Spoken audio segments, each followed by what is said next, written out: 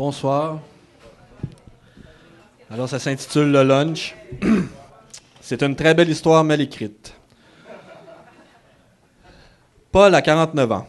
Il travaille pour la voirie depuis bientôt 30 ans. Il est marié à Gisèle depuis 27 ans. Les deux forment un couple que l'on pourrait qualifier de harmonieux. Peut-être un peu trop harmonieux au goût de Gisèle qui préfère le rock and roll. Car Gisèle a un secret. Ça fait maintenant 4 ans qu'elle entretient une relation extra-conjugale avec Lucien, le collègue de Paul. Paul ne se doute de rien. À tous les midis, Lucien quitte le travail pour aller rejoindre son groupe d'entraide. Tous savent que Lucien a eu des problèmes dans la vie. Mais Lucien a un secret. Veuf depuis qu'il a perdu sa femme dans un bête accident de voiture il y a 5 ans, Lucien est depuis devenu joueur compulsif. Il passe la plus grosse partie de ses payes dans les machines à sous.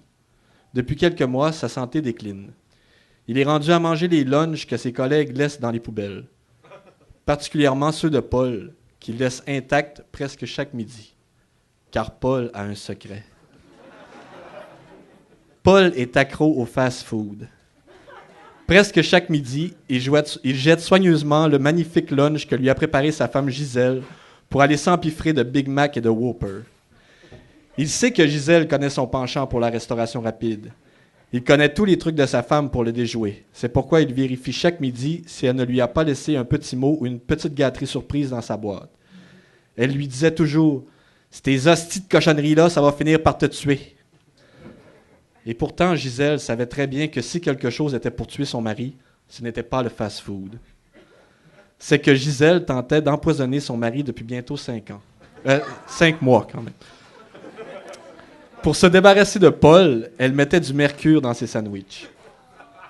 Ce que Gisèle ne sait pas, c'est que c'est Lucien qui les mange, les sandwichs. Et depuis quelques mois, la santé de Lucien décline. Alors, ce qui devait arriver arriva. Lucien mourut empoisonné. Gisèle, ne pouvant vivre avec la culpabilité d'avoir malencontreusement tué son amant, se suicida. Et Paul, qui n'avait jamais rien vu venir, se délectait d'un double Big Mac avec bacon en entendant sa femme qui lui criait « Ces hosties de cochonneries-là, ça va finir par te tuer !»